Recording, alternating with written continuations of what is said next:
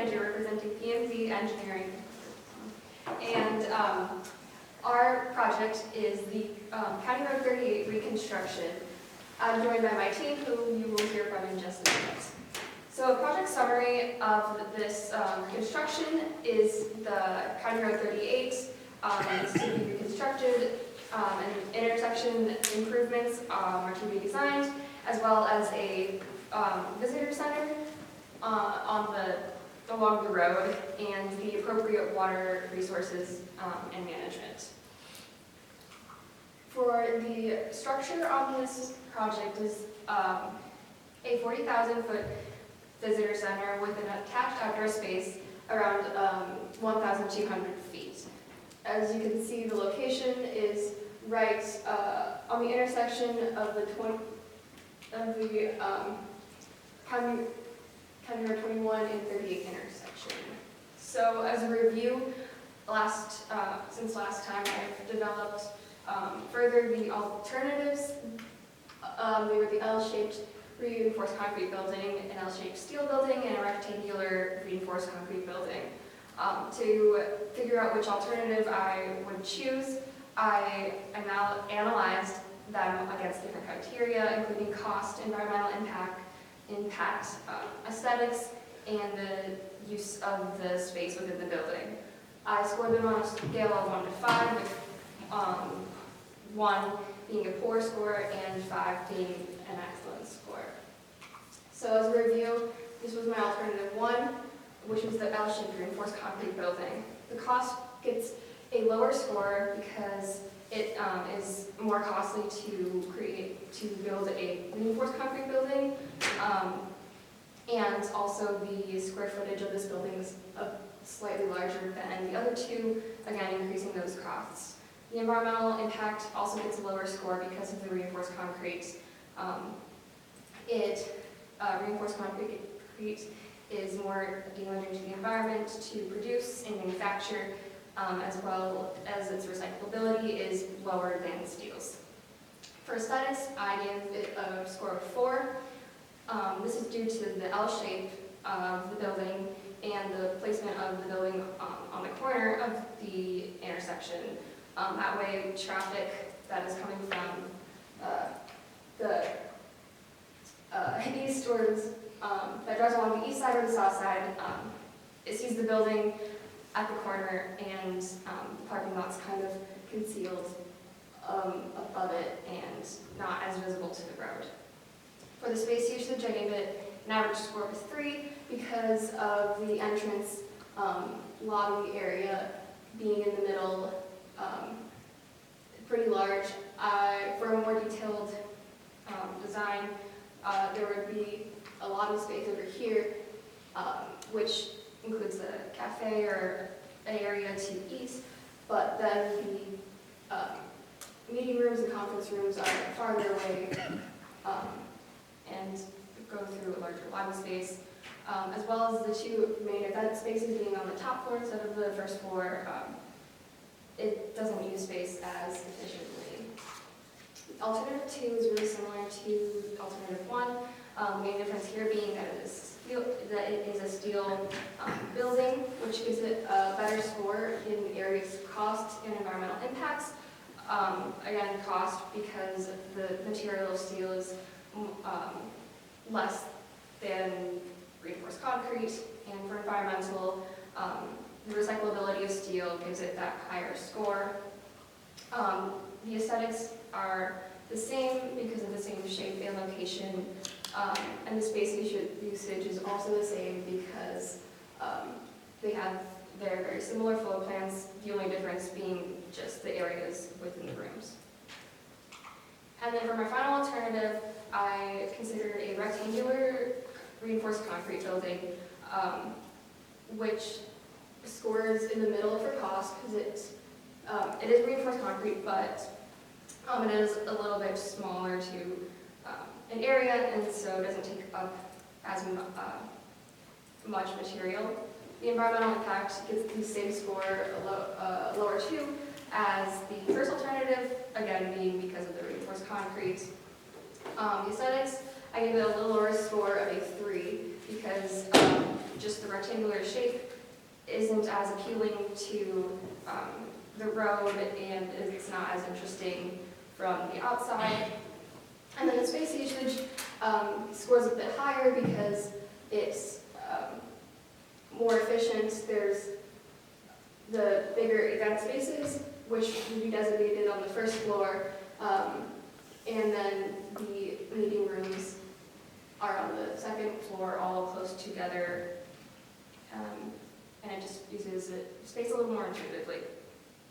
So I put these scores on a rubric, and I weighted the category which I scored them in with weight based on the importance to the project. So cost was the most important to the decision, followed by environmental impact, aesthetics, and finally the usage of space.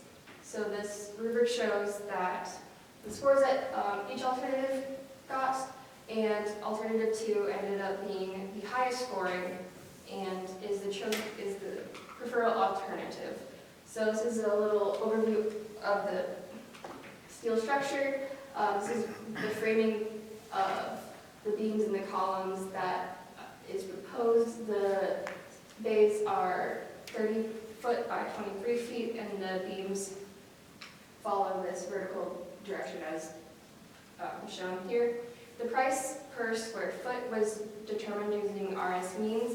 It's a cost estimate, so it's preliminary and not a final number, but it's based on the area of the building as well as the function of it, and the total cost estimate for this is about $8.2 million.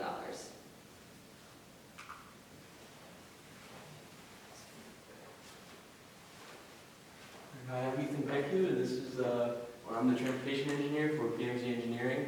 And just to recap the transportation scope, the scope was to redesign the County Road 38 and County Road 21 intersection, along with the addition of a multi-use path and the extension of the existing center turn lane, a path underpass that will go under Kircher Road or go under the bridge and reconnect on the Kircher Road, and a parking lot that will accompany the new visitor center. And the purpose of this is to upgrade the level of service at the intersection and to improve safety for all modes of transportation. So for alternative 1, we have a signalized intersection with channelized right turn lanes, and using the traffic impact study data, it was determined to have a level of service B with the additional trips with a delay of 17 seconds. And this alternative aims to improve traffic flow and capacity and increase safety for pedestrians. Alternative 2 is a roundabout, and was calculated to have a level service A with a delay of 9 seconds. And this alternative would be the best choice. However, the requirement of more land acquisition and higher design fees would increase the initial cost. And for alternative 3 is a signalized intersection with 3 approach lanes, and the level of service was calculated to be 3 or C with a delay of 23 seconds. And the criteria used to rank these alternatives are scored with a system of 1 to 5, with 1 being poor and 5 being excellent. And the criteria used were traffic flow and capacity, safety, cost, accessibility, and community and environmental impact. In using this criteria, alternative 1 was chosen as it provides a safe means of crossing for pedestrians with crosswalks connected, or the islands connected by the crosswalks, and is the most cost-effective option compared to the other alternatives. And it has upgraded the level of service from the existing C to level service B. And then for my alignment alternative 1, I wanted to keep it similar to the existing alignment, as we wanted to cause minimal effects to the surrounding areas with residential areas and businesses. And this will also include the multi-use connection pad on the north side. And the second alignment, I dropped it down on the south, or dropped it south to more accommodate the path underpass. However, this alternative would require land acquisition and probably would affect the surrounding areas pretty heavily. So with that, I chose alternative 1 as we wanted to minimize the effects on the surrounding areas. And this would also include the multi-use path connection. And then for my parking lot, I used the Elkhart Street Standards along with the ITE parking generation manual to determine there'd be 110 spots with 9 by 18 foot parking stall dimensions. And following ADA standards, there'd be 4 accessible spots with 1 van accessible spot. And the overall configuration of this parking lot works well because it uses less amount of land as compared to a traditional square parking lot like off to the north or west. And it ties into the visitor center well. And then for my construction estimates, I used the quantities for the roadway and multi-use path to determine the construction cost and a miscellaneous charge where a cost was added just in case any stormwater management issues arose throughout the project. And my total cost came out to be around $2 million. I'll hand it off to Andy. Thank you, Ethan. So, hi, I'm Andy. I'm a water resource engineer from the PMZ. I'm going to introduce the water resource form for the CR38. So this page shows the water resource scope. So it still the improved water quality, reduced metro loading by 60%, all improves the service to infiltrate or filter at least 1.25 inches of runoff, and the design system to control stormwater runoff and improve water quality. So the next page is the water resource alternative. We redesigned this part. So for the old one, it is the 2 single and generalized. So for the new one, the total alternative includes the visitor center alternative and the road alternative. And with that, we get the 3 alternatives look like that. So now I will introduce the visitor center alternative. So this page shows the visitor center alternative 1 and the 3. From this graph, the red mark is the stormwater inflow direction, and the green one is the green garden. That can make sure the alternative can have the water quality treatment. And the orange one is the dry basin. So this design is to make sure that there have some flood control in this area. And the yellow one is the biowells that can keep the treated water from the green garden flow into the dry basin. So this alternative's benefit is the sustainable development, effect water quality treatment, and ensuring strong water transport stability. So the next page is the visitor center alternative 2. So for this alternative, we delete the biowells and use the white pump to replace the dry basin. And we also changed the location of the green garden that can make sure that the water from the green garden can flow in the right direction. So this alternative's benefit is increase the water treatment area, less land use, and the landscaping. So now I will introduce the road alternative. So for the first one, we use the permeable pavement, which is the yellow line. For the left side of the road, the red mark is the visitor center water design. And for the right side of the road, we use the dry basin to make sure the flood control. Also, we have the roadside ditch, the well wells, and the storm sewer that can make sure the storm water can flow in the right directions. So this alternative's benefit is the effect and the comprehensive water treatment area, the low environmental and the social impact, and the low maintenance and the sustainable. So the next one is the second road alternative. So for this part, we use the hydrodynamic separate to instead of the permeable pavement. And also we use the white pump to replace the dry basin to improve the water quality. So this alternative, we will use the low cost and well targeted and the environmentally friendly. The final one is the road alternative 3. So this is a compromised alternative. We will use the sump system over here, which is the orange one. So the sump system includes the sumps and the plant swabs that can make sure that the alternative can have the water quality treatment and get the flood control. And on the right side of the river, because we don't have enough place for the sump system, so we still use the permeable pavement for the water quality treatment. So this alternative has the middle cost and the low land use and the repeated flood control. So now this shows this table shows the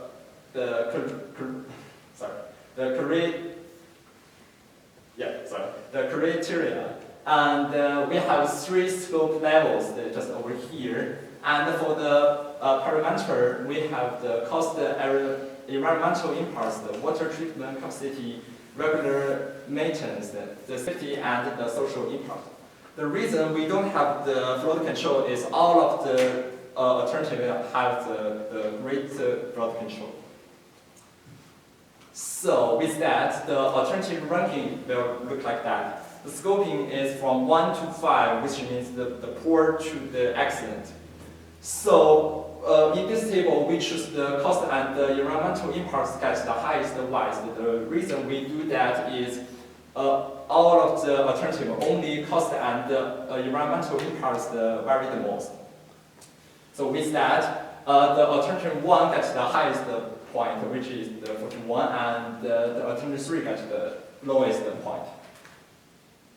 So with this reason, the chosen alternative is alternative 1, which includes the visitor center alternative 1 and the road alternative 1.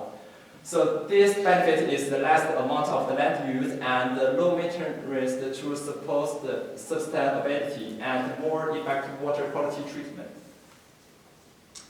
So the final page is the cost estimate. So the item includes the biowires, the rain garden, the storm sewer, the roadside ditch, the dry basin, the culvert, and the permeable pavement. And we use the unit price and the quantity to get the total cost. It will equals the $7,852,075. So back to the Lane for the review. So at this point of the project, we have completed phase 1, which included everything that was needed for the alternative development, analysis, and selection. Next semester, we'll move on to phase 2, which includes detailed design work of each of this preferred alternatives, with emphasis on communication within the team to make a more cohesive project and make sure that all of our designs fit together and function as a single unit. So some cost estimates for design and construction. Construction cost estimates were discussed in each respective discipline. The design cost comes from an hourly rate. The hourly rate comes from what the engineer receives plus overhead, and is multiplied by the estimated amount of hours that will be spent on this design, and the total cost, a preliminary estimate, is around $18.1 million. And now we are open to any questions.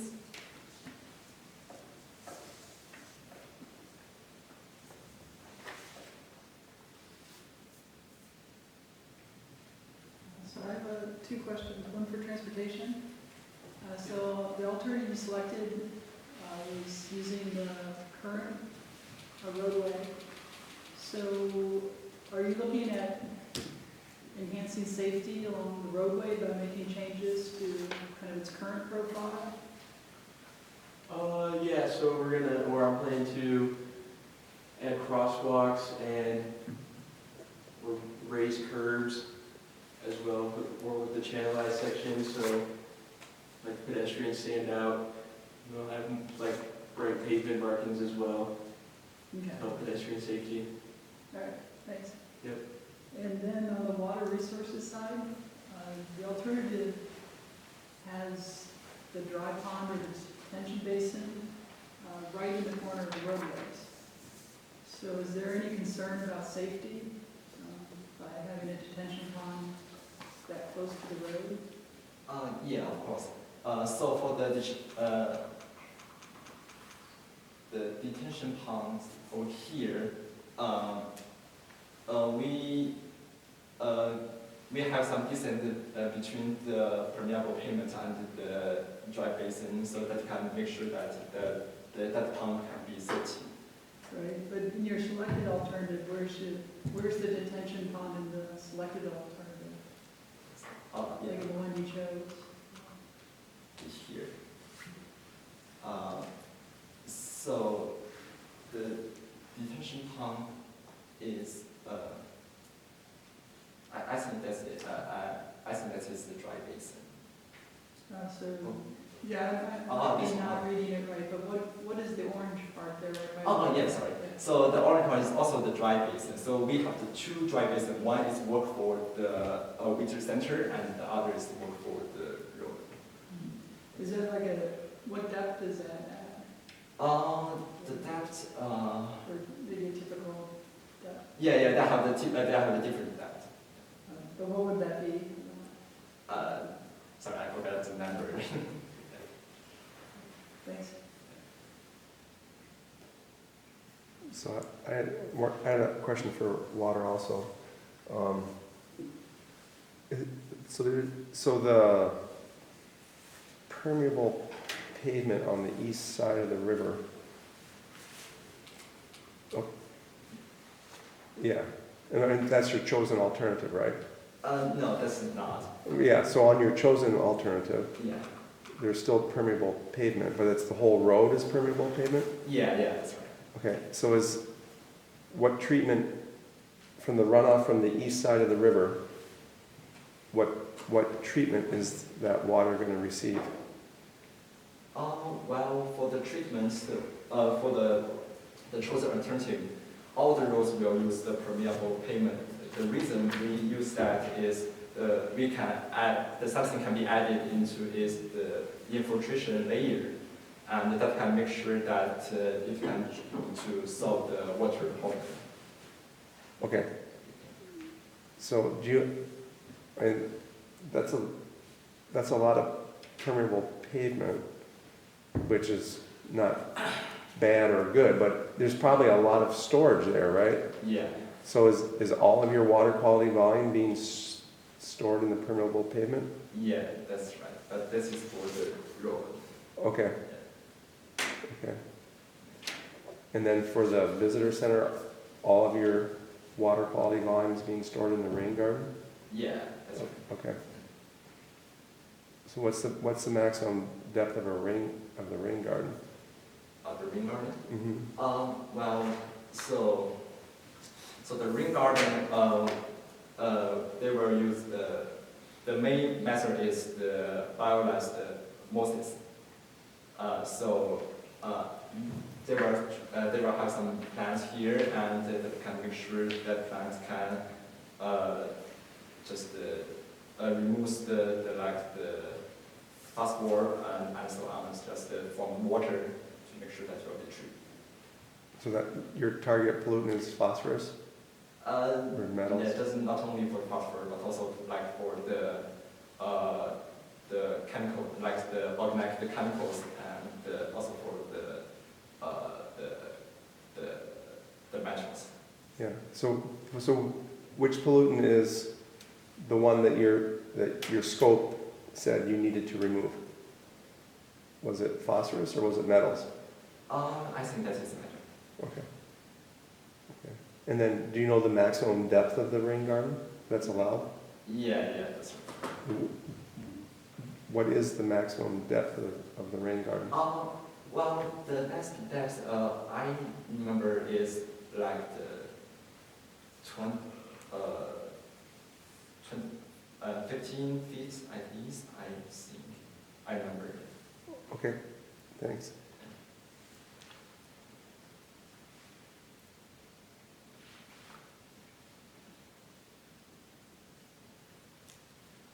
Any other questions?